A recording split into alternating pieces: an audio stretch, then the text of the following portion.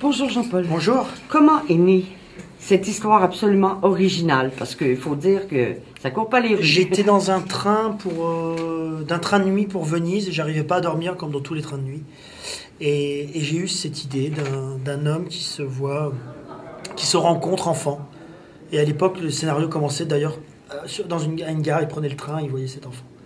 C'est né comme ça et j'en ai parlé à mon co-scénariste, avec qui j'avais déjà écrit mon premier film. Ok, oui. Et il a trouvé ça intéressant, il me dit ah oui tiens c'est une bonne idée ça.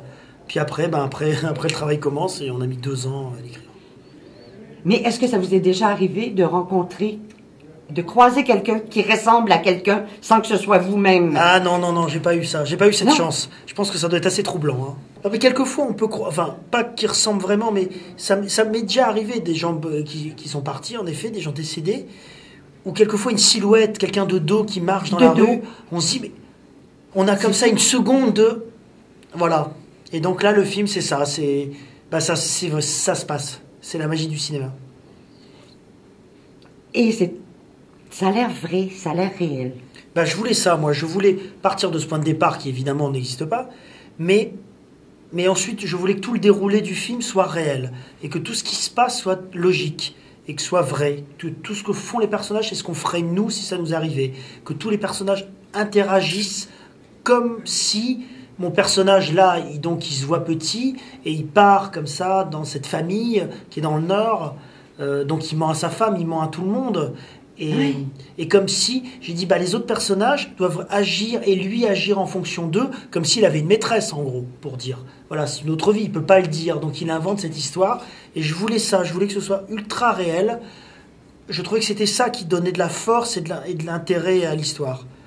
C'est ça, parce que il aurait pu le dire à sa femme, j'ai rencontré quelqu'un, mais non, il n'y avait pas question, c'est trop personnel. C'est trop personnel, il faut déjà régler ça. C'est comme si c'était l'enfant qui était en lui qui réglait ça. Et donc ça veut dire qu'il ne peut pas en parler à sa femme et à sa fille, parce que là, il est en tant que père et en tant qu'époux. Donc il faut déjà qu'il règle ses problèmes de lui en tant qu'enfant. Est-ce qu'on peut dire que le thème, c'est la nostalgie ou les regrets?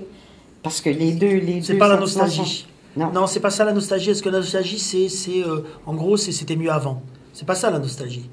C'est pas la nostalgie, là. Il y a une certaine mélancolie, on peut dire, oui. Ce qui n'est pas la même chose. Ouais.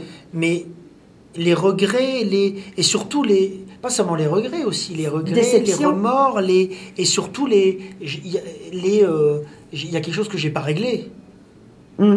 Voilà. On m'a empêché de... Et aujourd'hui, j'ai la possibilité de réparer, de rattraper ça, et de pouvoir enfin me construire, et de pouvoir enfin être l'homme que j'aurais dû être si j'avais pas eu ce souci quand j'avais 10 ans. En fait, c'est quasi un réparateur de destin. C'est vrai, un réparateur de destin, c'est joli ça comme mot. Oui, il y a un peu de ça. Mais on rêve tous de ça. Qui ne s'est pas dit un jour ah si je pouvais recommencer, ah là là si je pouvais faire ça, je le ferais pas comme ça, ou je le ferais comme ça, ou voilà. Et là il a l'occasion de se rencontrer petit, donc ça veut dire qu'il peut dire à cet enfant de 10 ans fais ça, fais pas ça, mais en même temps est-ce qu'il faut le dire, est-ce qu'il faut pas le dire, c'est toutes ces questions qu'on peut se poser quand on est plus vieux et qu'on pense à tout ça. Et comment vous est venue l'idée de mettre une séquence aussi amusante, aussi détendante que la séquence de la patinoire? Parce que c'est la vie. Parce que la vie, c'est jamais ni tout triste, ni tout gai.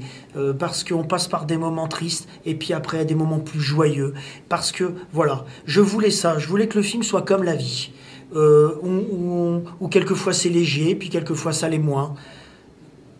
C'est ça qui m'intéressait. Mais l'idée géniale de faire le messager. Oui, de faire le messager. Il se fait son propre messager de l'amour, un peu. Tout à fait. Et le choix de vos acteurs? Ça s'est fait tout de suite. Vous êtes allé chercher déjà des copains, des amis. Benoît Poulvorde, qui est un pote. Benoît, à qui j'ai pensé tout de suite au début. Et qui a tout de suite été intéressé par le projet. Et tout de suite, il a eu très envie. Et tout de suite, il a été là. Et tout de suite, il a été touchant, Benoît, dans le film, il est vraiment formidable. Et ensuite, c'est des comédiens que je connaissais pas. Claude Brasseur, Miu Miu, Harley Jover, le petit garçon, Miliane, Xavier Beauvois, Gilles. Tous ces comédiens, je leur ai envoyé le scénario. Et ils ont tous lu, ils m'ont tous répondu avec enthousiasme. Ils avaient tous compris ce que je voulais faire. Ça, c'est plaisant quand on écrit quelque chose et qu'on envoie et que les gens vous disent ah oui, voilà, Ah bah. c'est ça que tu veux faire, ça nous plaît, ah oui, c'est intéressant. C'est tellement plaisant. Benoît a dit que vous étiez un ami de pluie. Ça veut dire quoi? Ah, parce qu'on est du Nord tous les deux. Ok!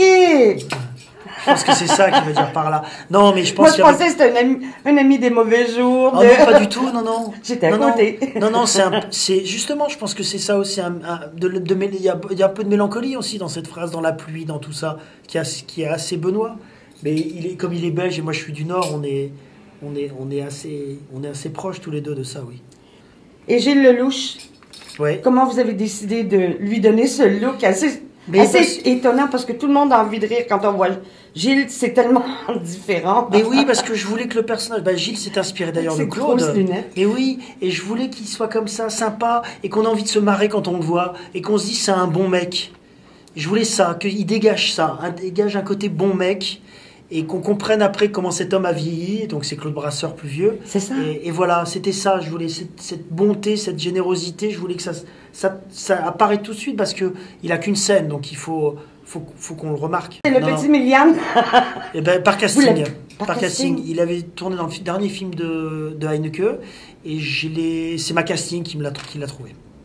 Génial. Il est formidable. Et il est beau. Il est bien, oui.